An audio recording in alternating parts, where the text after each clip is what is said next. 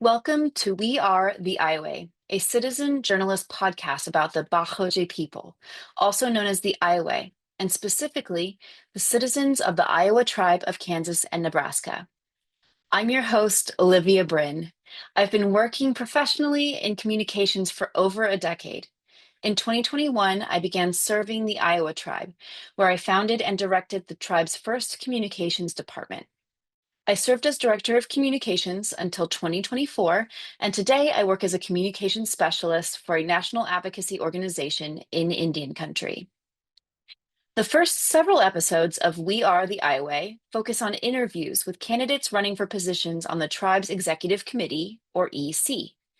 The EC is one of the two governing bodies of our tribal nation. The other is the General Council, which includes all tribal citizens of voting age. As a member of the General Council myself, I'm hosting these conversations to help inform and engage voters as we approach Election Day.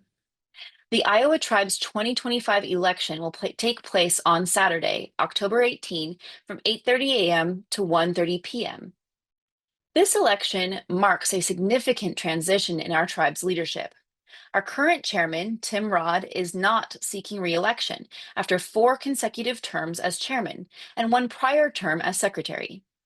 He will be focusing his time on directing Ioway Farms, one of our tribe's enterprises, and on his growing family.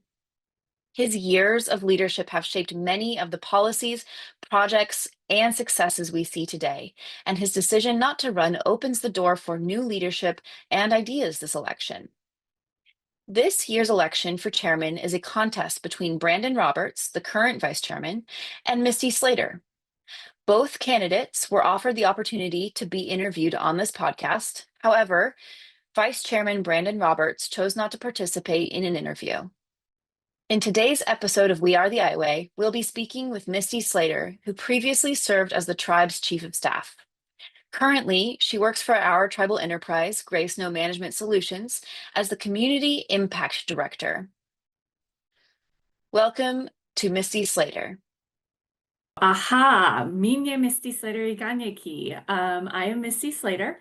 I am Bear Clan. I'm the daughter of Terry Slater, who worked at United Tribes for many years. I'm part of the Camel lineage. I got the opportunity to work as chief of staff for the Iowa tribe for a number of years before transitioning over to work at Gray Snow as the Community Impact Director, which is the position that I currently hold. I am also the secretary of the White Cloud Health Clinic Board of Directors, and I was a member of the Tribe's Constitution Committee as well. And I am honored to be able to run for office to potentially be the first chairwoman of the Iowa Tribe of Kansas and Nebraska. Understanding of governance. Describe in your words the branches of the Iowa government and their roles in governing our tribal nation. The Executive Committee and the General Council are 2 governing bodies, and it makes it very clear in our Constitution. And both of those governing bodies are separate, but have formal authority and power. And the roles of the Executive Committee are already outlined in our Constitution. I believe it's under Article 5. Those are things like passing ordinances and laws, managing our tribal assets, establishing tribal companies and boards and committees, and also working with other governments. And then the General Council, I believe that, well, the General Council can absolutely make formal government actions, and a motion is considered a formal action. That's what our Constitution says. So I believe that the General Council's role, personally, their role and expectations are holding the Executive Committee accountable to their oath of office, and largely through motions and other actions that we can take. And that may include making actions that could at times impact the way the Executive Committee functions. And then the Executive Committee has a role to operate and govern in the best interest of all of the people. And those 2 governing bodies do work together to have the biggest positive impact. Government relations. Tribal governments have a government-to-government relationship with other governments, including tribal, local, and state governments, as well as the federal government. The General Council has expressed that our tribal leaders should prioritize engaging with local, state, and federal officials, as well as other tribal nations, to build relationships and ensure our sovereign rights are being upheld. Our chairman is the spokesperson of our tribe. What is your experience engaging with various governments? As chief of staff, I got to prepare all of the information and data that our executive committee needed for efficient decision making. So that's really set me up well to know exactly what it would take to serve on the executive committee. I have also been in advocacy and community organizing for about 15 years. And I have worked with well over probably 100 different governments. That is local, state, tribal, federal, foreign even, and school boards. And I've directly led to at least 50 laws getting changed all across the country. I've testified in front of the legislature, provided written testimony, and I've even been to DC lobbying on behalf of our tribe's interest to federal agencies as well as Congress. What overarching messages or goals do you plan to bring to other governments? First, with local governments or with other governments, I plan to just show up first and foremost, show up in front of the state legislatures and federal lawmakers in particular, because I know from firsthand experience, it is significantly easier for non-native lawmakers to vote against our interest and our sovereignty when we are not there looking them straight in their eyes. And it is certainly easier for them to vote against our interests when they're not even hearing from us at all. So they must know that if they're going to consider passing a law that's going to impact us, they are going to hear from us. I would also love to partner and work with other tribes so we can build our power and amplify our voice on our shared priorities, particularly at the state and federal levels. So ultimately, what my key takeaway is for other governments is consult with us early, often, and in a meaningful way, and I am going to be glad to have a discussion with them. But if you don't consult with us, just know that you will still hear from us because we do not plan to be silent if I am in office. Executive Committee expectations and accountability.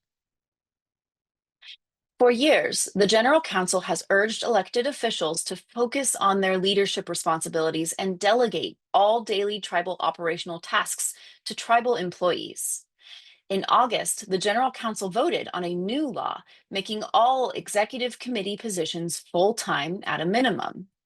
Members of the Executive Committee will earn wages as set by the General Council, but cannot feasibly hold a second full-time position and fulfill the duties of office.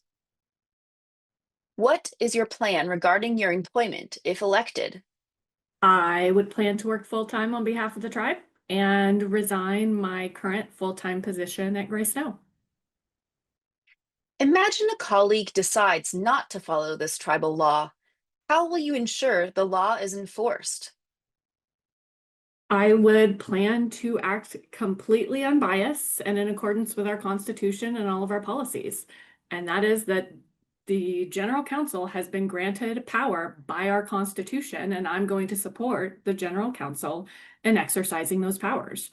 I would also likely want to rely upon legal advice to determine what actions we would need to take either as an executive committee or a General Council. Leadership philosophy. The chairman is a non-voting role, except in the case of a tie. What does effective leadership look like to you in the role of chairman? So I know the Constitution says chairman, but feel free to call me chairwoman should I get elected. And to me, I believe leadership looks like setting the tone for the rest of the executive committee. It means leading with ethics, leading with our tribal values, with professionalism, with honesty and transparency, and ensuring that the executive committee comes prepared, not just to our executive committees, but to our general council meetings to have all of the data that we need to report to our citizens. And I want to be a leader that brings kindness and compassion when I deal with the citizens. And I want to bring strength, firmness, and intelligence when dealing with others who would want to undermine our tribe's rights and our sovereignty. And while I can't vote, except in the case of a tie, I could ask questions to ensure due diligence for every single one of our decisions. Describe the importance of consensus. How do you plan to foster an environment where tribal leadership strives for consensus? Every single person has a very different set of life experiences that will inform every decision that they make on a daily basis. And that is why we will all benefit from gaining a deeper understanding of why people think the way they do rather than just what that decision is. So even if you don't gain unanimous agreement, you give everyone involved the opportunity to share their perspective, and then you're in a better position to truly represent our citizens. So I also don't think that, or I believe that the executive committee can come together, we can build consensus, and we can do it all, and we can serve the people working together hand in hand. Ioway farms. Our ancestors were farmers and hunters. Before contact and before our ancestors attended boarding schools, we grew food in ways that were in harmony with Hina Maya, our Mother Earth. I have heard a concerning rumor. Some candidates running for the EC want Ioway Farms, which utilizes indigenous regenerative farming practices, to switch back to conventional farming practices. As a member of the General Council, this concerns me. We were about to lose the farm when we last used conventional farming practices, not to mention the effects on our waterways, drinking water, and our many plant and animal relatives. The transition to regenerative farming takes time, and many are frustrated because they aren't seeing results. How do you respond, and what would you like to see as the future for Ioway farms? I support caring for Hina Maya, and I support traditional agricultural practices. I personally believe that some of our challenges for growth in the farm are about business management, rather than solely about regenerative agriculture. So first, what I would do is I would want to talk to all of the farm staff who have been doing this to see what issues they've experienced, what challenges they have experienced that we could actually address. But also, I would like to see the farm operate a little bit more like the business that it is. That means regular review of financial plans and forecasting. That means budgeting. That means review of all of the costs at regular intervals and setting the price for all of our products regularly based also upon market prices. And I would also like to see robust tribal food and agriculture codes. And that'll just further support our sovereignty rather than deferring to other governments' laws. But what I'm talking about is food safety, processing, transportation, not necessarily chemical usage, but all these laws are getting drafted. And so it's really about finishing those things up, and ensuring that our farm staff are trained so they really can implement those as well. Community-sourced questions. The following questions were drawn from comments and suggestions on Facebook and direct conversations with tribal members. This final selection represents key issues raised by our community. Culture. Without our language and our culture, we cease to exist as Ioway people. What are your plans to support cultural initiatives? I love this question. I love being able to talk about how we as a tribe are supporting our culture. I think we need to do a number of things. We need to invest our time and we need to invest our money. And that might mean seeking grants, supporting grant writing, putting time towards grant writing. That also means investing some of our tribal dollars. And that could be through a profit allocation plan, or that could be through other revenues generated or cost savings from our general fund.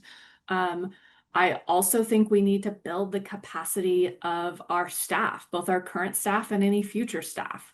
And that could be sending staff to training. That could be supporting our staff so that they know that they are included and they are an important part of our overall team. Also, I don't think it is exclusively in the hands of the government. I think the government needs to create a space in which this can thrive.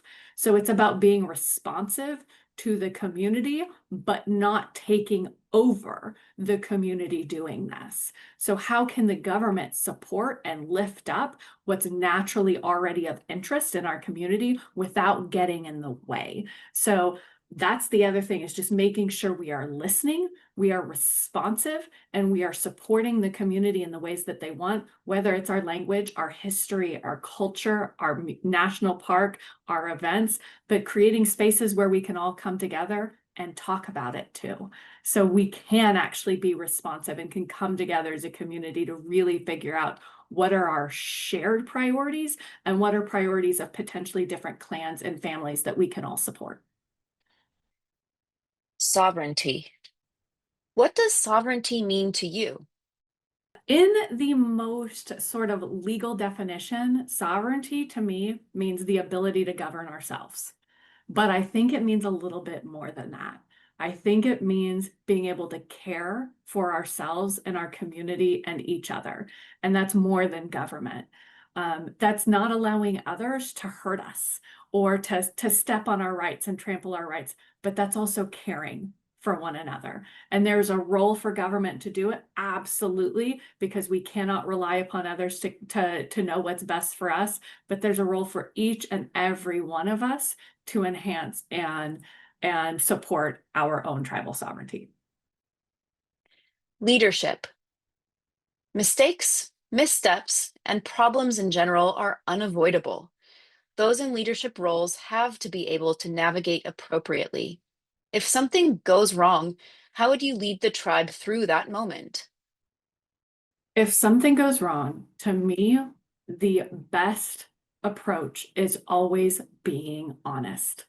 Being honest about what went wrong and why, and telling the citizens what happened if we are able. Of course, there are a handful of situations where maybe we can't, but we still need to be able to share everything that we can legally share, because we very likely have some of our 5,000 citizens who've gone through a similar type of experience or have learned lessons the hard way that they could share back and teach us and help us get through this hard time. We are an executive committee, so we can and should lead through this, but it doesn't mean that we can't ask our citizens for what they also think and learn, call upon our colleagues, call upon experts in the field, and learn through it. Also, me personally, what I really like to do is if something goes wrong, write it down. Tell people, talk about it so we don't have to go through the same mistake again and again, because everyone already knows what happened, what didn't work, and how we can make it work.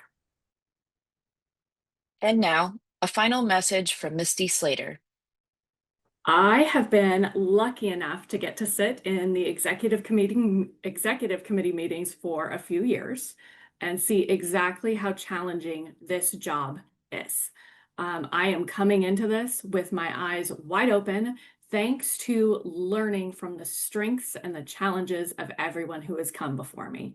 And having spent time the last few years learning as much as I am able to about tribal governments, about our tribe, and about our citizens, so I can be prepared to quickly take action and make a positive difference. When I first came back to the tribe to interview for work for my position as chief of staff, I told them that I feel like all of my years of experience in policy advocacy, policy writing, it's really brought me here to support our citizens. And I've learned how to navigate through these difficult conversations of policy, of budget, of boards. And I've spoke with the highest levels of government officials. And all along, I have tried diligently to learn how our culture and our values can be intertwined and interwoven into everything we do, including our government. So when I think about the future of the Iowa tribe, I see a government that belongs to all of us, where every voice matters and every decision is transparent and every action reflects our values. So that's why I'm asking for your support as chairwoman. Wonderful. Thank you so much for being here today, Misty. And Winawineki, Olivia, I appreciate the opportunity to get to share more about myself and how I feel, and really appreciate the platform. Thank you so much for joining me for the very first episode of We Are the Ioway and the special election series featuring conversations with candidates for the Iowa Tribe of Kansas and Nebraska's Executive Committee. Now, don't forget, tribal elections will take place this Saturday, October 18th, from 8:30 a.m. to 1:30 p.m. at the George Ogden Building on our reservation. Now, in Báxoje, the Iowa language, there is no word for goodbye. And instead we say Torigun, which loosely means until next time or see you soon. So, Torigun. And thank you for listening to We Are the Ioway.